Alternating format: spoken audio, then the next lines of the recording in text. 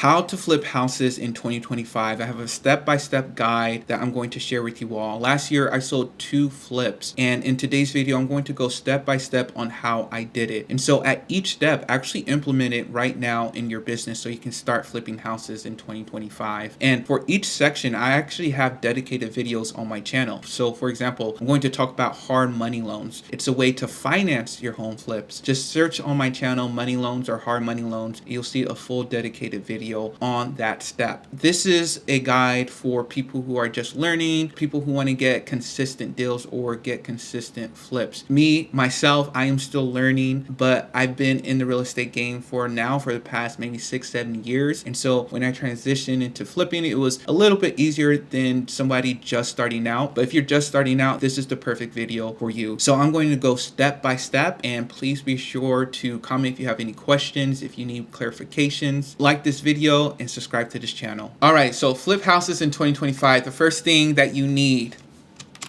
money. Now, there are ways to not have a ton of money to do this. One way is creative financing. So creative financing, so you can go the route of like sub 2, owner finance, and private.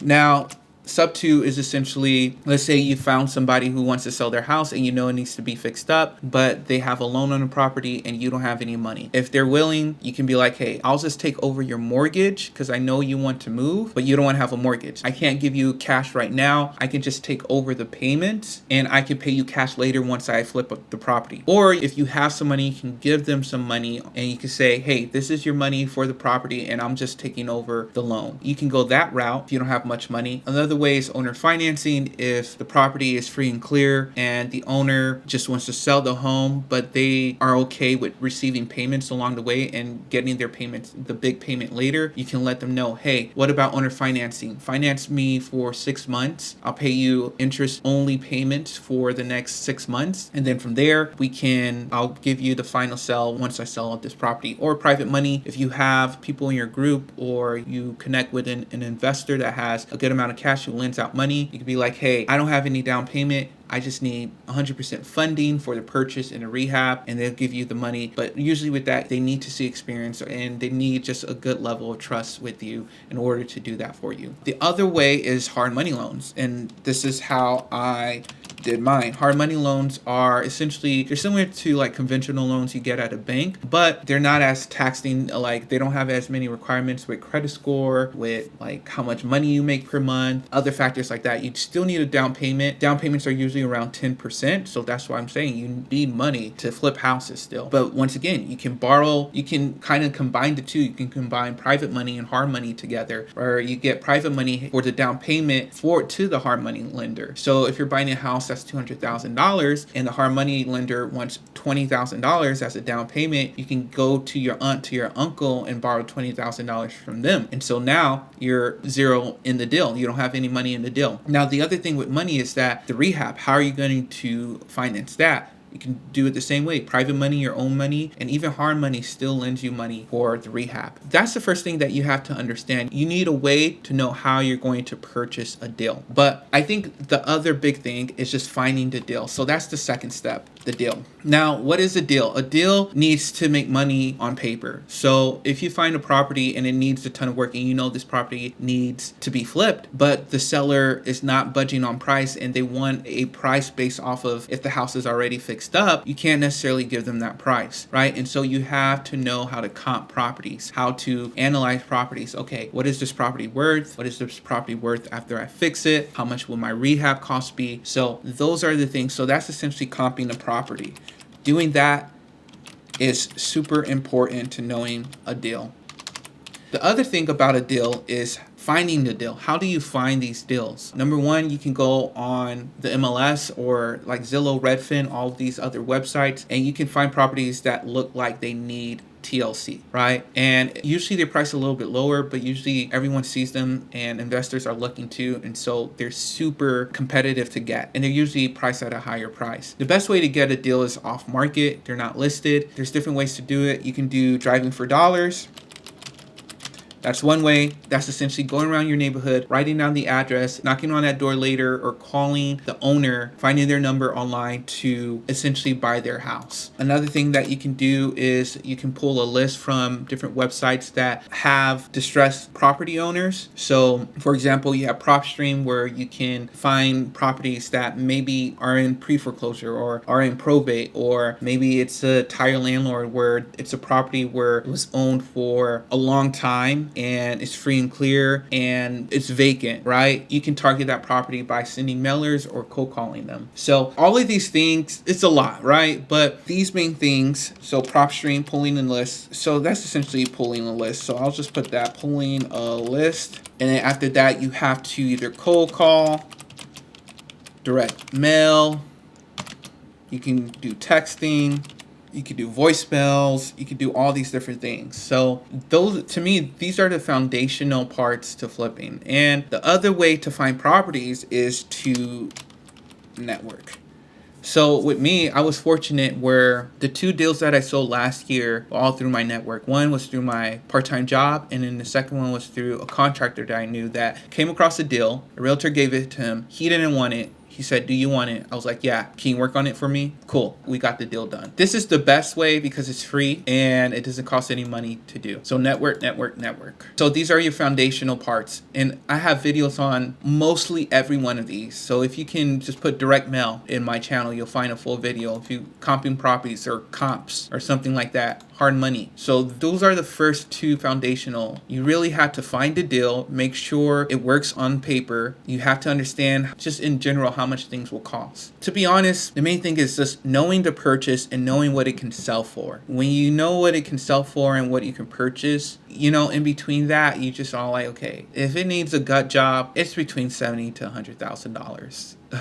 You know, like if you need to tear out everything and even like do new electrical, new plumbing, it's probably gonna be over 70 grand. But if it's just cosmetic, maybe you can get around 30 to 60 grand for that. These are the 2 main things. These are fundamentals. These are the foundational part to getting the deal. But once you have the deal and you have your hard money loan, even while you're doing this, you need to find good contractor. Find good contractors. And this is a hard part, actually, because there are 3 main things that investors are looking for in contractors. They are, 1, good contract, like they do good work, quality work. That's one thing. 2, they're affordable. And then 3 is that I think they communicate well. There's a third one, but people always say you get 2 out of the 3. You can never get all 3. And so my last contractor, he was affordable and they did quality work, but the communication sucked. Sometimes you can have good communication, good prices, but the quality suck. Or you can get good communication and good quality, but the prices are high. And my first contractor, it was that way, like great communication and quality work, but the prices were high. So just think about that. But ways that you can find good contractors is talk to other investors. A lot of investors, they don't want to give out their good contractors, obviously, because they don't want to put them to work and they just want them to work on their deals. But one way that you can do is just go on Zillow, look at recently renovated properties that are for sale or sold. Contact that agent and say, who is the contractor on this deal? Simple as that. Who did this deal at this address, right? Because you can be like, oh, can you send me a contractor or send you a random one? No, look at the property that's actually listed. Even if you want to go view that property and see how it's done, the quality of it, do that. And then ask the agent, who's the contractor, or look up the owner of that property and contact them directly and say, who did this property? And you can kind of tell flip properties because, you know, it's that paint, you know, the new kitchen, the white cabinets, the new countertop, the granite or quartz countertop, you know, you can kind of tell. And so those are some of the best ways to find good contractors. Other ways, honestly, are like websites like Angie, like to find electricians or plumbers. Other ways that you can find it is through Facebook Marketplace. There's some sketchy ones, but you just got to vet them out pretty good. Find good contractors while you're doing all of these other lists. Now, while you're doing that too, you have to get quotes. So with contractors, get at least 3 quotes. And that's what I did. So far we had these 3 steps. The way I did my first 2 were hard money, network, good contractors. I got at least 3 quotes, and I find my contractors through talking to other investors, which is my essentially network once again.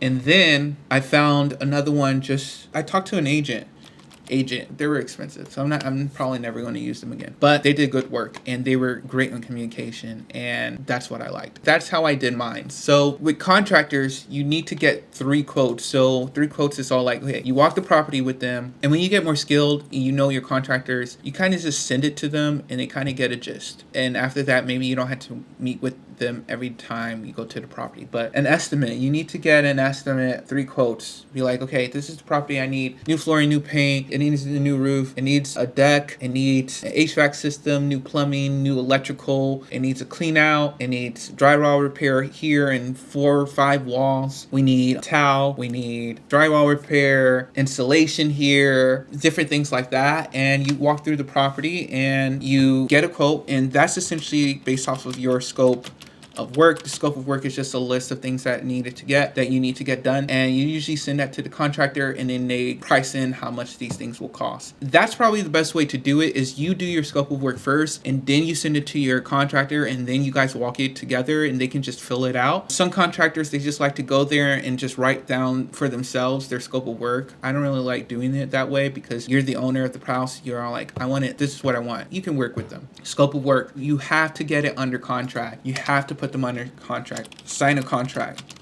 There's like templates online that you can use, but you just have to edit it accordingly. You start the work, contractors are going boom, boom, boom. You have to stay in communication with your contractors and check on the property along the way. Now, if you're doing major changes, like you're adding a bathroom, you're changing electrical, you're changing windows, you're breaking down walls, you need to pull permits from your county, most likely. The 4th step is just staying in process, or how can I label it? Checking in. Let me put pull permits. Pulling permits is essentially telling the county what you're going to do to the property, and the county has to approve that. So for example, if there's like a septic tank, it can only qualify for a certain amount of bathrooms or plumbing fixtures in that house. And so if you want to add another bathroom, you may not be able to, because based off of the plumbing, based off of whatever. So they just need to make sure you're actually doing everything to code. So yeah, checking in, communicate with contractors weekly, sometimes daily, honestly, when things get hectic. Check in, make sure everything is up to par, because there's always going to be something. Even with the best contractors, there's going to be something that you're like, hey, I don't like this, change this. And hopefully you don't get screwed by it. It just happens to everyone. Like, I know super great investors that still get screwed by contractors, and they're very direct, they're bosses, and people still screwed them over. So don't think worse of yourself because it may happen to you. Like, it happens to the best of us, all right? But that's why you just have to, if you're dealing with one, you got to know right away if you can work with this person and fire them and move on to another one. I had issues with my contractor on my last project, but it was manageable and I could tolerate it. But there were some things that I didn't like, and we were already maybe 70% into the project. And I'm all like, it would cost more. It would just be more of a headache if I got a new contractor here, and their quality was good. So we changed. So I stuck with them. So check in, communicate, contractor, weekly, daily. Now the other thing is, like, during this time, hopefully you have an agent. You want an investor-friendly agent.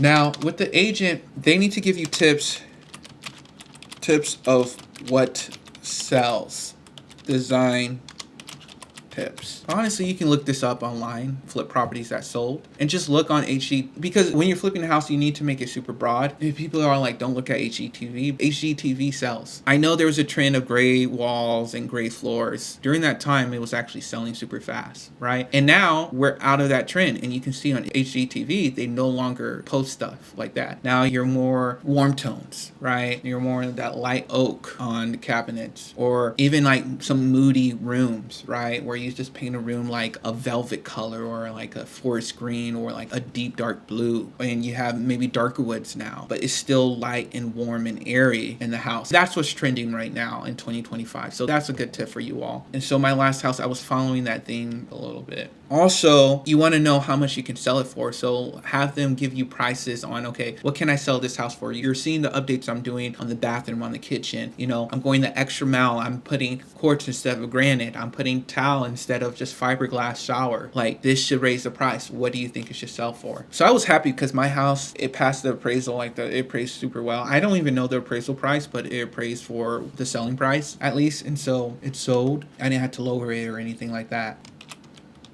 Have them look up selling prices. All right. So once you're done with the project, now it's time to list the property. List the property.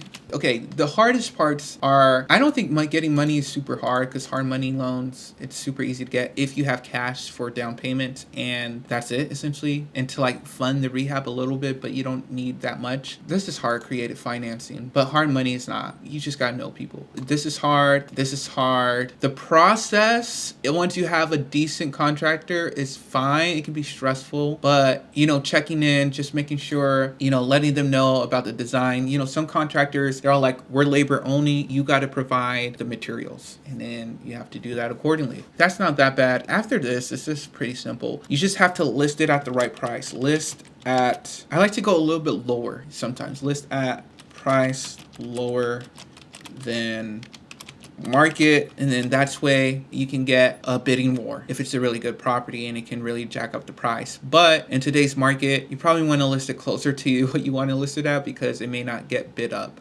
I do like that approach a little bit lower. And then usually your agent sets up closing time once you sell it with a title company, and you you pay off your lenders and collect profit. So those are the 7 steps on flipping houses in 2025. Just go through each of these steps. I think this video is pretty straightforward. It's a quick overall guide on how to flip houses. Now, the other thing with listing houses is that if you list it and it's just sitting on the market, you need to lower the price, because if you design it well, it should sell. Now, if there's an issue with the design or the layout, price is not going to help it so much. And so that's why it's so important. Like, even early on, maybe I do need to put in more like design. Like, design is super important, and layout. Like, if you need to remove a wall or close up a door, you need to do that, because that is a deal breaker. There's something around here like pull permits. I think working with your contractor, design and layout